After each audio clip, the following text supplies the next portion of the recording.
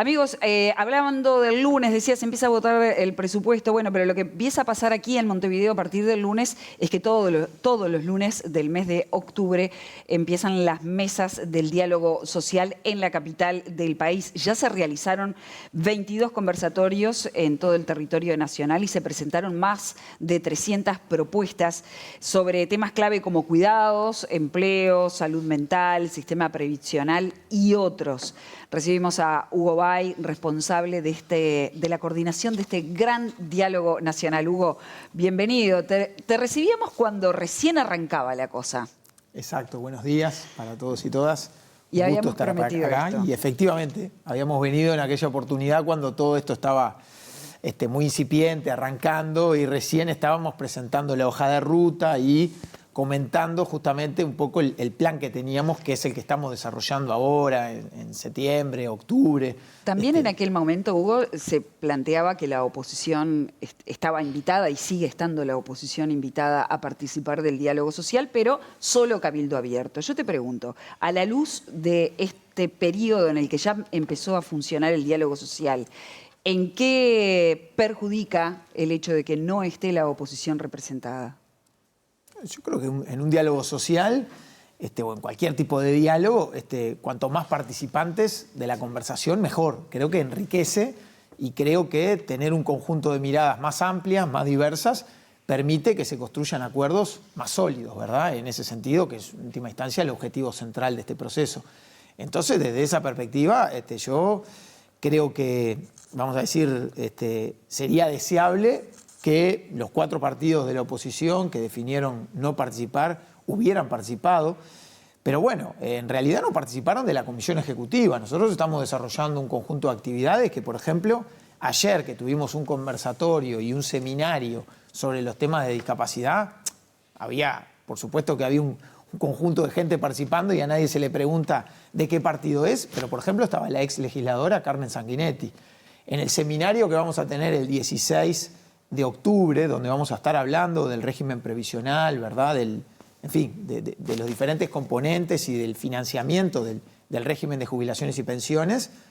Uno de los expositores va a ser el doctor Rodolfo Saldain, que fue quien lideró el proceso de reforma jubilatoria en el periodo anterior y que, por supuesto, para nosotros es una voz muy calificada a los efectos de contribuir con los insumos, las propuestas, en fin, la visión que se aporte en el marco de ese seminario. Entonces, nosotros seguimos absolutamente abiertos a tratar de convocar a todos a que participen y a que enriquezcan este proceso, y las puertas, como tú decías, siguen abiertas.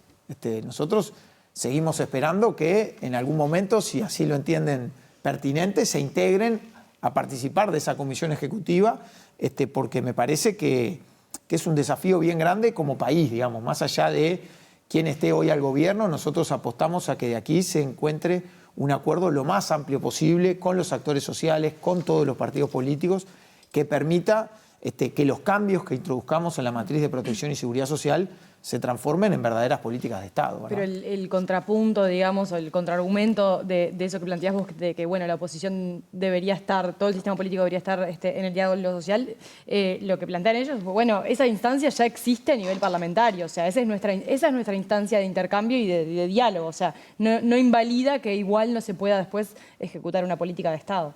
No, por supuesto.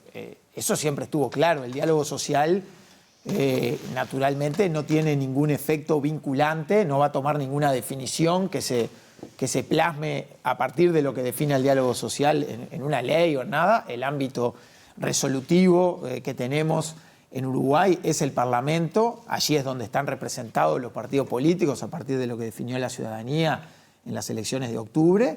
Y, por supuesto, allí se van a escuchar las voces de todos. Nosotros entendemos que, más allá de esa instancia posterior, el ámbito del diálogo social era un espacio propicio para, en un pie de igualdad, gobierno, organizaciones sociales y partidos políticos, pudiéramos tener una especie de primera instancia donde nos permitiera alcanzar algunos acuerdos que en última instancia después facilitaran tanto lo que es la elaboración de los proyectos de ley, que es una responsabilidad del Poder Ejecutivo, como la discusión parlamentaria y la eventual aprobación de cualquier proyecto de ley que transforme alguno de esos acuerdos en cambios concretos, ¿verdad? Que mejoren la calidad de vida de la gente, que que en última instancia es el objetivo de todo esto. Y se está dando simultáneamente con la discusión del presupuesto a nivel parlamentario. Entonces, digo, alguna de las propuestas, hablábamos de más de 300 propuestas, ¿han sido vinculantes para el armado del presupuesto nacional?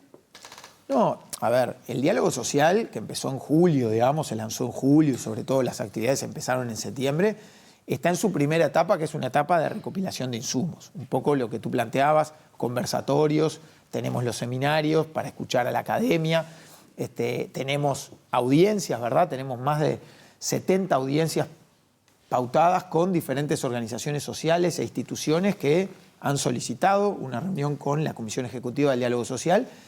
Y por supuesto, todo eso hoy se está relevando a los efectos del trabajo que tiene por delante la Comisión Ejecutiva. Entiendo la el punto, discusión del pero presupuesto realmente va por otro lado. Pero no hubo ninguna luz de atención, prestémosle atención a esto. Quienes están elaborando el presupuesto, atenti con esta área que acabamos. Hay un insumo que surge del diálogo social que es importante entender en el presupuesto, no. Yo diría que la discusión presupuestal además se viene discutiendo desde antes, ¿verdad? Por lo pronto lo que tenía, vamos a decir, a su cargo el Poder Ejecutivo, que era la definición de un conjunto de prioridades, tienen que ver con los compromisos asumidos a la campaña. Entonces, por supuesto, dentro del presupuesto hay un conjunto de áreas que se priorizaron que tienen un vínculo directo con temas que están siendo abordados en el diálogo social. Cuando, por ejemplo, se define un incremento de determinadas transferencias monetarias, que son las que realiza el MIDES para los hogares en situación de mayor vulnerabilidad y que está contenido en el presupuesto, bueno, eso tiene un vínculo directo con lo que nosotros tenemos, digamos, como objetivo en el diálogo social, que es repensar el esquema de transferencias monetarias. Pero ahí está el punto. Por ejemplo, tuviste un seminario para repensar justamente este esquema de transferencias para la infancia, ¿no? Tenés un presupuesto que le asigna determinada cantidad de dinero a esas transferencias incremental. ¿No tendría que, eso no tendría que estar articulado ya? Es decir, ¿no tendría que estar ya pensado? No, yo diría que lo que no deberíamos es impulsar, digamos, cambios en la ley de presupuesto que puedan ser contradictorios con una idea más general que pueda tener. Pero entendés lo que te digo, o sea, vos estás pensando la cantidad de dinero y cómo más o menos lo vas a ejecutar, pero todavía no tenés pensadas las herramientas, el repensamiento de las herramientas para ejecutar ese dinero. ¿Me explico? ¿No tendría que venir antes No, bueno, obviamente, hubiera sido ideal, por ejemplo, tener al momento de diseñar el presupuesto, tener el diálogo social ya procesado, quizá por un tema de tiempos, sería lo óptimo, digamos, eso lo entiendo. Ahora, lo que nosotros decimos es, por ejemplo, en el esquema de transferencias monetarias, como tú planteabas, tuvimos un seminario donde incluso los investigadores, los académicos, nosotros percibimos que hay un acuerdo muy grande en términos de unificar un conjunto de prestaciones que hoy están fragmentadas, por supuesto, ampliar la cobertura, mejorar obviamente los montos, ¿verdad? La adecuación o la suficiencia de los montos que se otorgan. Por otro lado, discutir o incluso eliminar lo que pueden ser las contraprestaciones o las condicionalidades de esas transferencias. Yo creo que eso supone un cambio quizá más a mediano plazo, es decir, qué matriz de transferencia para los hogares en situación de vulnerabilidad nos imaginamos que el país tiene que tener. Ahora, no para el año 2026, porque ojalá lo pudiéramos transformar de esa manera, pero nosotros teníamos, no sé, algunas de las presentaciones que se hicieron, en particular la que hizo UNICEF, por ejemplo, hablaba de un costo de 4 o 5 puntos del PIB, ¿verdad? Es decir, evidentemente que el país hoy no está en condiciones, no estoy diciendo obviamente que se vaya a hacer lo que plantea UNICEF, pero uno de los insumos que se aportaron en el seminario, que implicaba una universalización junto a otro paquete de medidas, hablaba de un costo de varios miles de millones de dólares, ¿verdad? Y todos sabemos la situación en la que está el país. Entonces, dentro del diálogo social lo que aspiramos es acordar una matriz, una imagen objetivo, un horizonte claro de hacia dónde destinar las políticas sociales y después, por supuesto, discutir elementos como el financiamiento que permitan ir transicionando lo más rápido posible, porque son elementos en los que el país tiene urgencias muy claras, ¿verdad? En particular esto de las transferencias. ¿Qué significa? ¿Que se va a ir introduciendo después, por ejemplo, en las rendiciones de cuentas o se van a ir Es la idea es la discusión dentro del diálogo. A ver, yo no quiero adelantar nada porque, como decía, estamos en la etapa de recopilación de insumos y yo diría que la discusión donde el gobierno y el resto de los participantes de la comisión van a empezar a plantear sus propuestas va a venir más sobre el mes de noviembre, en fin. Pero, sin duda, la discusión sobre el financiamiento, por ejemplo, es uno de los componentes transversales a cada uno de los ejes temáticos del diálogo. Tenemos el seminario del 16 de octubre sobre el régimen previsional, va a abordar algunos componentes de financiamiento. Tenemos un seminario específico el 4 de noviembre para conversar sobre diferentes modelos de financiamiento para garantizar los derechos al cuidado de determinados colectivos. O sea, y ahí van a estar arriba de la mesa posibles propuestas, posibles diseños, con sus convenientes, factores que lo hagan conveniente, posibles cuestiones inconvenientes que pueda tener, alternativas. Y después está la discusión política que demos en la comisión para ver hasta dónde podemos acordar cambios que nos permitan avanzar. Pero entonces, y esas cuestiones se irán implementando. Ahora, como todo en este país, la implementación de esas cosas es gradual, ¿verdad? Recordemos, por ejemplo, lo que fue la reforma de la salud. La reforma de la salud, que se inició en el segundo semestre del 2007, con la inclusión de algunos colectivos, y después entraron, a partir del 2008, entraron los niños y niñas de los hogares, de los trabajadores que estaban afiliados a la Seguridad Social, y después fueron entrando gradualmente un conjunto de colectivos, si no me equivoco, ahora y no me falla la memoria, hasta 2014, 2015, 2016. Entonces, me parece que esa es la forma en la que en general el país avanza en este tipo de transformaciones que tienen una idea clara y que en su momento la reforma de la salud la tuvo y que nosotros aspiramos que, bueno, en determinados ejes temáticos que están planteados en el diálogo, las transferencias para la primera infancia en situación de vulnerabilidad es uno de ellos, bueno, podamos alcanzar esos acuerdos, ¿no? Y pasando esta primera etapa o transitando por esta primera etapa, comenzando ya el diálogo a partir de los primeros lunes de octubre, aquí en Montevideo, ¿te consta que hay muchas organizaciones o que se han alzado algunas voces pidiendo ya respuestas del Poder Ejecutivo a propuestas que se hicieron durante el diálogo social? ¿Cómo se manejan esas tensiones? No, bueno, claramente hay muchas expectativas y yo creo que eso es razonable y la gente espera cambios concretos e inmediatos, ¿verdad? Porque hay situaciones que son realmente angustiantes. Nosotros estamos recibiendo, como te decía, además de todo lo que se planteó en los conversatorios, ya recibimos a 8 o 9 organizaciones en el marco de las audiencias y tenemos por delante muchas más.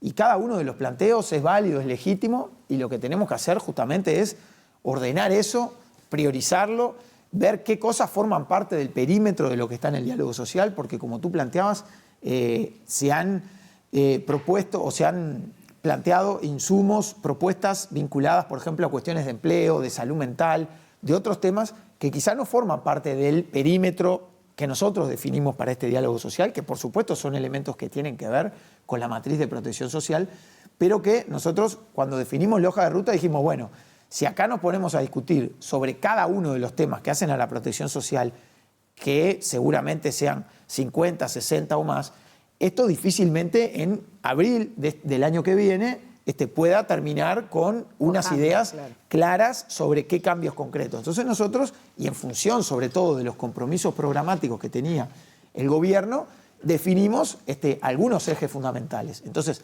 todos esos otros temas que se plantean y que son, repito, válidos y legítimos, bueno, la idea del diálogo social también es derivarlo a los ámbitos que corresponden. En algunos casos, por ejemplo, al Ministerio de Salud Pública, en algunos casos a la Dirección Nacional de Empleo, por mencionar los que estábamos hablando, pero, por ejemplo, otros pueden ser tratados en lo que es la Comisión Sectorial de Protección y Seguridad Social, que va a estar funcionando en la órbita de OPP a lo largo de los 5 años, ¿verdad? Este diálogo termina en abril para abordar determinados temas centrales, que a nosotros entendemos que son nudos sobre los que el país tiene que avanzar en la matriz de protección social, pero después queda un espacio participativo, ¿verdad? Allí hay diferentes organismos e instituciones del gobierno participando de esa comisión sectorial, que además también incluye participación social. Entonces, ahí va a seguir habiendo una agenda por delante. Esto no termina en abril, termina no, una Javier, parte. El diálogo sí, pero ahora, por ejemplo, el seminario que hubo sobre evidencia para repensar las transferencias monetarias dirigidas a la infancia, un tema muy específico, que es muy caro para este gobierno. Después del seminario, o sea, ustedes que extrajeron conclusiones e ideas para presentar concretamente para que se ejecuten en este periodo de gobierno, ¿cómo se hace carne todo este diálogo en ideas concretas? Bueno, después de ese seminario, al igual que después de las audiencias y de los conversatorios y de los insumos que la gente vuelca en la plataforma de participación ciudadana a nivel digital, la idea es que cada uno de los integrantes de la Comisión Ejecutiva del Diálogo, nosotros por supuesto como OPP y como gobierno también, bueno, nos nutramos de esos insumos, digamos, y podamos terminar de definir determinadas propuestas que volquemos en la comisión. Pero no es solo el gobierno, ¿verdad? Son todos los participantes los que nosotros esperamos dice, yo escuché todas esas ideas, bueno, una de estas la quiero ejecutar. Por supuesto, claro. Eso pasó, por ejemplo, en este seminario. O sea, No, escuché no, que no todas es que las cosas pasó, si todavía nosotros ahora tuvimos ese seminario, pero después tenemos varios más. conversatorios, todos los jueves de octubre, también va a haber, así como los lunes vamos a tener conversatorios en Montevideo, los jueves son los días de los seminarios. La pregunta es y cómo en medio pasas de el eso tenemos servidor audiencia. Entonces, y te quedas con una idea. Eso es. Exactamente, de cada uno de esos actividades, nosotros aspiramos a que los diferentes participantes del diálogo extraigan algunas propuestas, ideas, conclusiones, cuestiones que sirven, cuestiones que no sirven, como para volcar en la Comisión Ejecutiva del Diálogo. Ahora, el proceso de trabajo más interno de la Comisión, y esto ya estaba planteado así en la propia hoja de ruta, es un proceso que va a empezar en noviembre, ¿verdad? Porque hoy por hoy es muy difícil para nosotros porque estamos todos los días desarrollando este tipo de actividades que son muy exigentes desde el punto de vista del tiempo que insumen. No quizá para nosotros que estamos dedicados exclusivamente a eso, pero para todos los participantes de la Comisión Ejecutiva, ¿verdad?, que están tratando de participar de la mayor cantidad de actividades posible. Bueno, además no podemos de noche estarnos juntando para discutir además los cambios ya. Entonces, los plazos son razonables como para entre noviembre, donde toda esta etapa de recopilación de insumos ya va a estar un poquito más tranquila, por así decirlo, bueno, tener unos cuantos meses, diría yo, ¿no?, entre noviembre y abril, con esa posibilidad de prórroga hacia junio, para trabajar internamente considerando todos los insumos que se hayan volcado. O sea que en realidad, para entender bien cómo es la práctica, porque si no uno se queda con la idea de, bueno, conversatorios, dialogamos, ponemos en común y después no sabemos qué pasa con eso. Ustedes se llevan de cada evento que hay, cada intercambio que hay, se llevan una propuesta, pero todavía no ha sido nada analizado, digamos. Ese análisis va a venir después.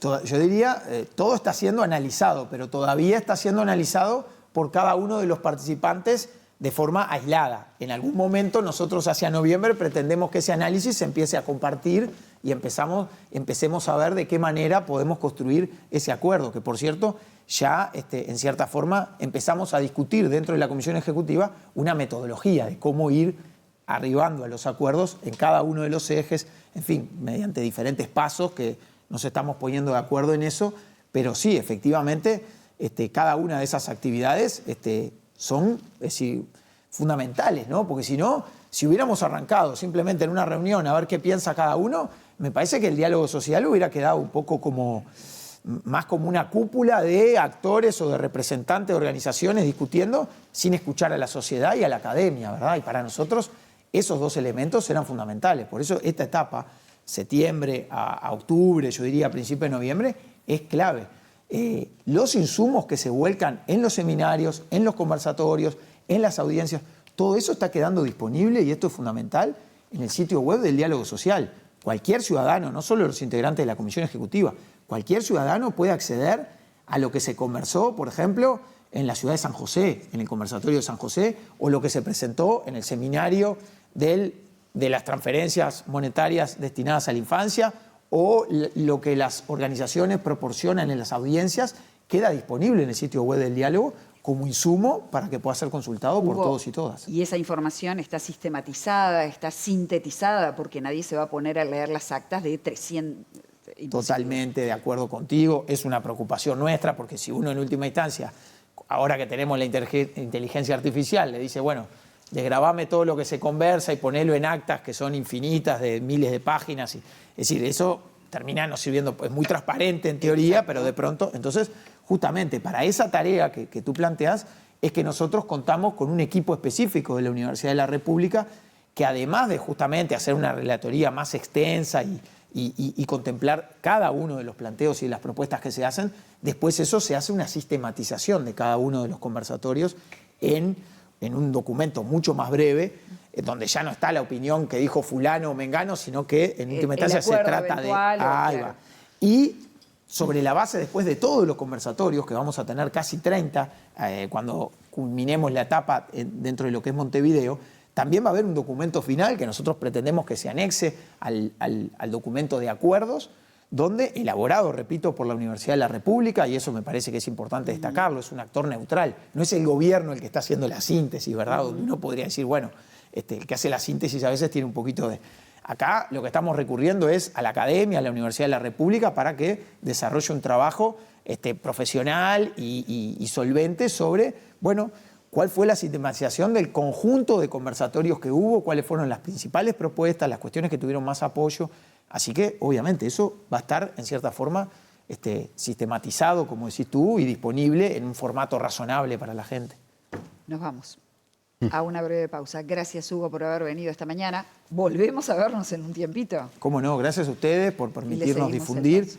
Solo paso un par de avisos. El lunes que viene, en el Espacio Colabora, a partir de las 18 horas, tenemos el primer conversatorio en Montevideo. Y el jueves de la semana que viene vamos a tener un seminario desde las 9 de la mañana en el anexo de la Torre Ejecutiva para tratar temas que tienen que ver con la extensión de la cobertura y el tiempo pedagógico en servicios de educación y cuidados. Así que bueno, obviamente son actividades abiertas, los esperamos a todas y todos para que podamos mantener activa la conversación y seguir enriqueciendo el diálogo. Sigamos manteniendo activa la conversación en la próxima. ¿Cómo no? Gracias, Hugo. Gracias. Gracias a ustedes, Nos vamos a una pausa.